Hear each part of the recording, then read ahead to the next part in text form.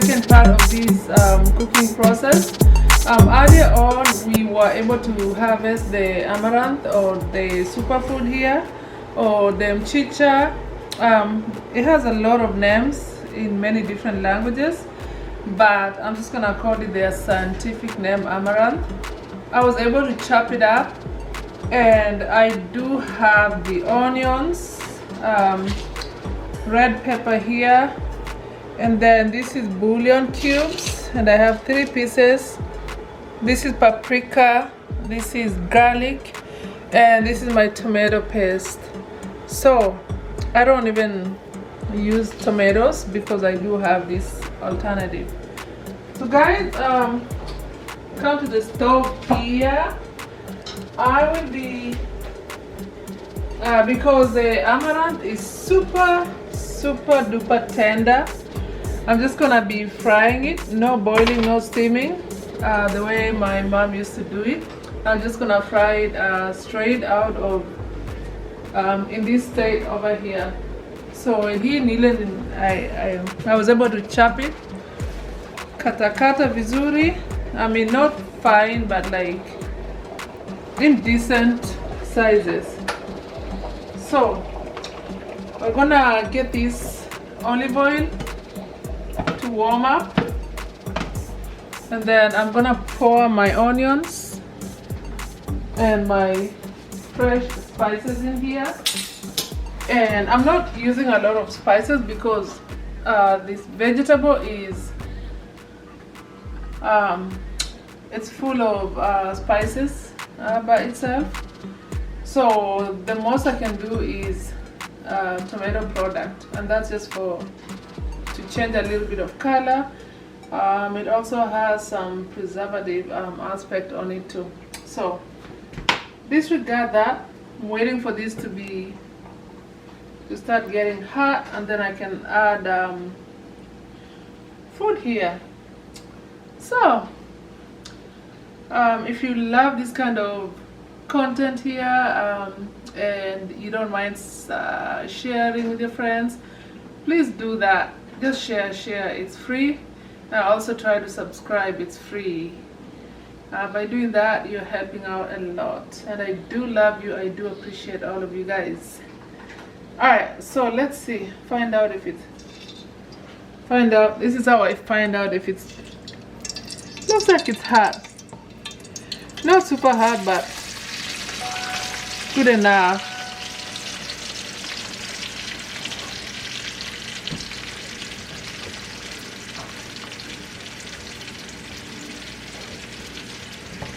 So in other words, the onion was supposed to be sizzling.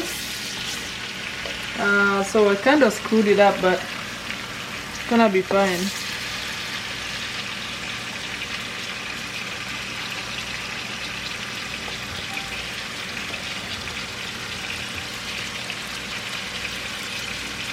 And normally I don't use a lot of onions on my fresh vegetables, but I just had to use it on this because it has some overpowering aroma, just so we can cover it up with onions.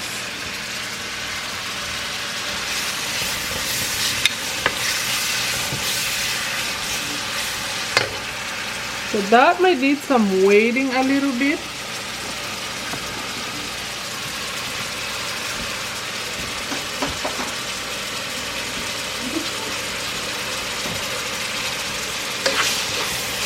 Now feel free to add all kinds of fresh spices if you have them. You know, you can be as creative as you want. I'm just limiting everything to 3 for a reason. Like I said, because this one has some overpowering earthy flavor to it, which is really yummy.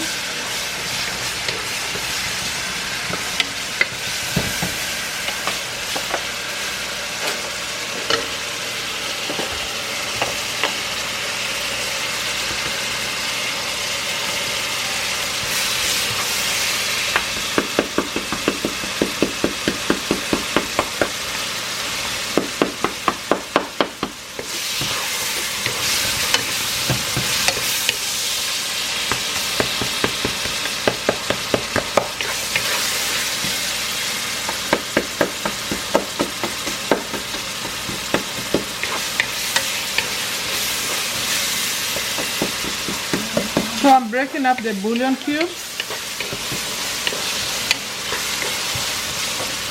At this point you can add some salt, but I'm not gonna add salt because this was just 2 handfuls and the bouillon cubes already has some salt. So I'm just gonna start frying. Look at this neck. I'm just gonna start frying like that. Actually, I forgot the most important thing. Sorry.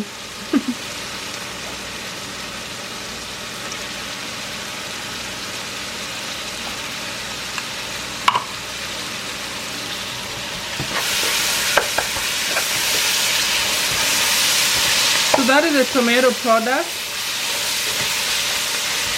I'm just gonna use all of these.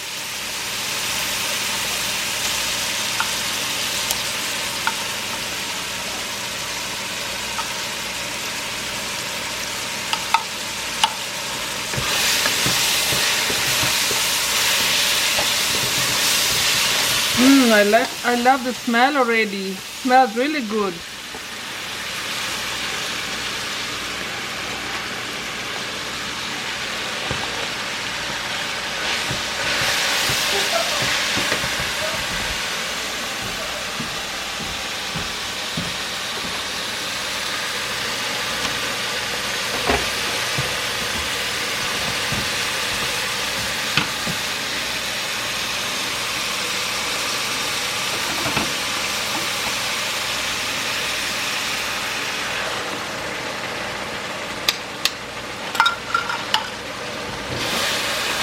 So I just added a little bit of water. And every time you use 1 can of tomato paste, you need to use 2 cans of water. So 1 is already in there. And the reason I'm not adding extra water is because the vegetables is loaded with water. So we are gonna kind of wait and see.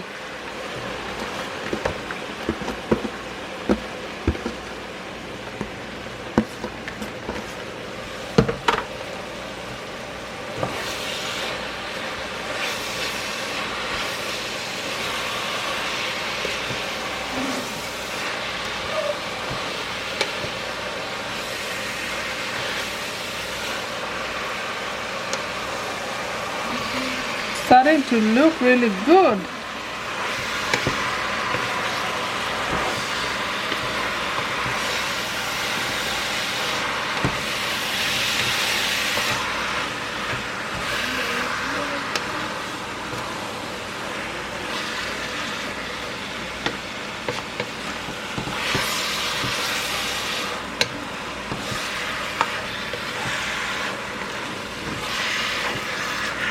So now the mboga is coming out really good, guys. The aroma is filling up the space.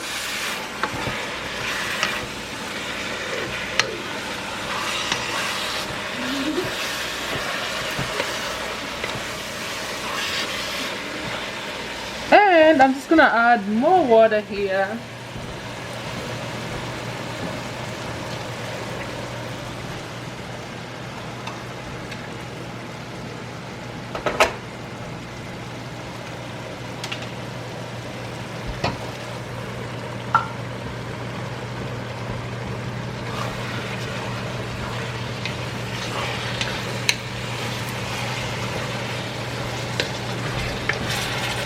Now this particular vegetable is best served with ugali or even rice, with meat. You can be creative with whatever you do in your kitchen, but I can guarantee if you do it this way, you will never regret. The flavor comes out really puffy and really rich. You don't have to boil it, contrary to popular belief.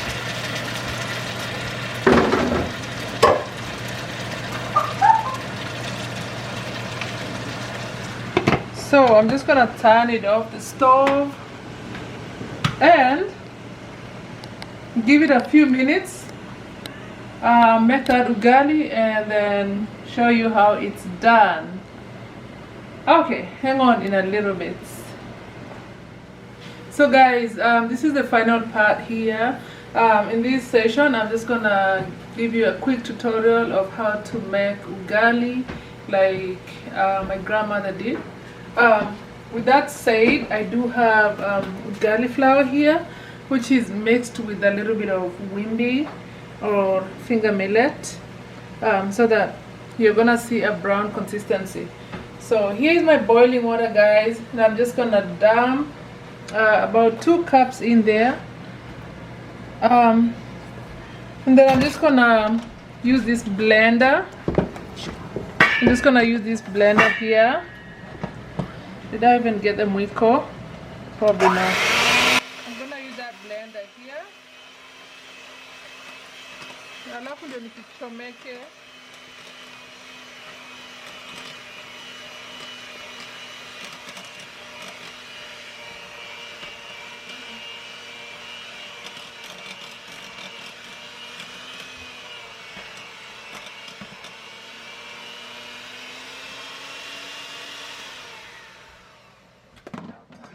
Guys, many people make their ugali different ways. This is how I make my ugali. Reason being, you don't want all the hot gooey powder to splash over you. So that's why I just pour a good amount of powder there, and then just zap it with my mixer, with my kitchen mixer. You can do it your own way, but just make sure you don't get burned, or you don't want that stuff to jump on your face or in your arms. It's happened to me in the past, and it's really not fun. So that part actually takes a few minutes, and then I'm gonna look for my cooking stick, that one, wiko, and then this is already almost solid. And I swear to God, if I made this kind of ugali back home, wazee watanizushia, because it's not soft the way it's supposed to be. Yangu nimepika kama ubusuma, so sijapika kama kimiet. I guess that's how I like it. I like it kind of not super soft.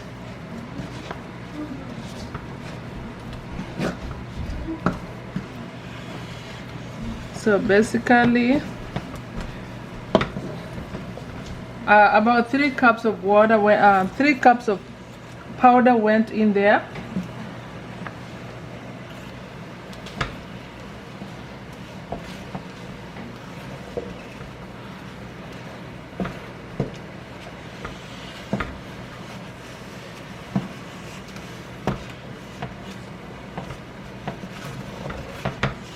Now, if you're trying to make this at home, here is a quick tip.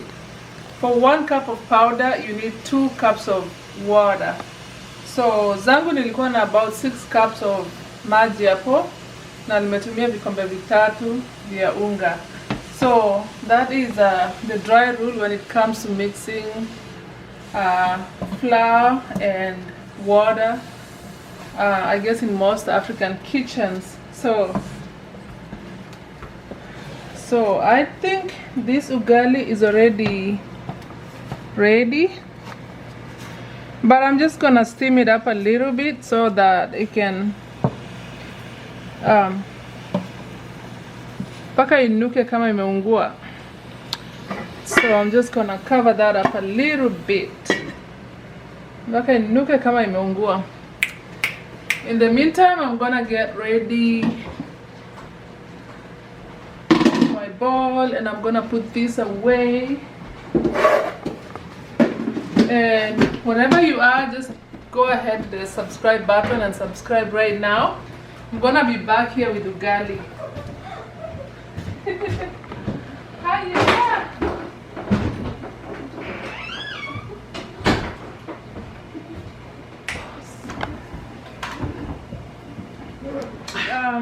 It's been about 4 minutes, about 5 minutes. My ugali is ready.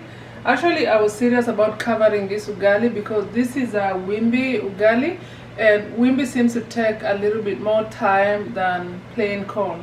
So I can smell it. It smells really good. Okay, So that's the only way to know it's ready. And I don't care if my pan actually burns to be brown, it's okay. But so that ugali is ready, and I'm just gonna whip it up the last time before I take it out. Ended up being soft after all, because wimbi is soft in nature. It's never, yeah, for some reasons it ends up being soft like that. Now, don't judge. That is my best I could do here. We are ready. Stove is off, and that's out. Also, this is how you tell it's been cooked really well. Every ugali, every piece comes out without sticking to the pot, and I passed the test. So I'm just gonna let this sit here.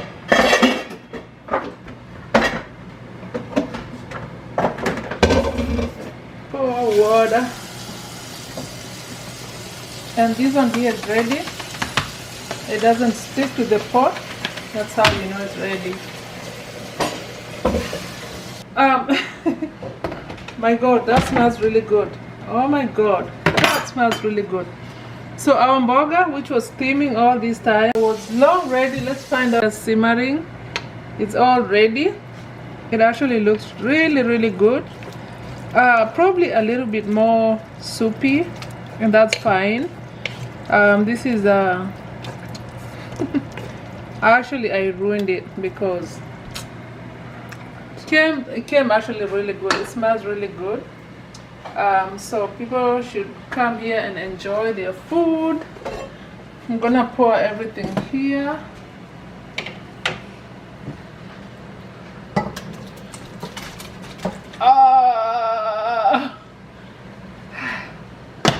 Did that with precision.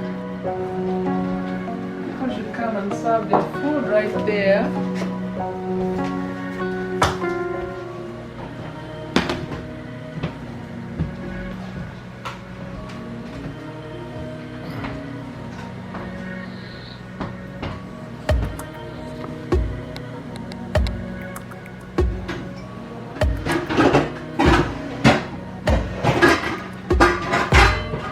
Now I am not sure if this will cover.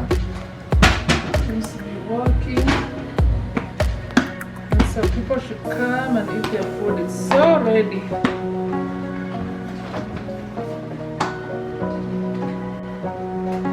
Okay guys, so this is my mchicha. It's ready. This is my ugali. This is my leftover nyama choma. So I'm just gonna warm this up. And you can eat this with ugali, with that. And also I do have some leftover black beans. It's gonna be an amazing dish here. You know, if you're around here, just come and knock. I'm gonna say welcome. Alright, I'm gonna serve in a little bit.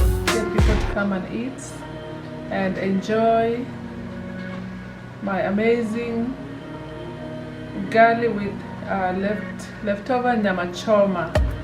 It's always amazing. So hang on here. I'm gonna serve you in a bit. So this is your ugali. This is really yummy. You gotta try that. This is ugali. Don't smile like that. Are you sure this is ugali?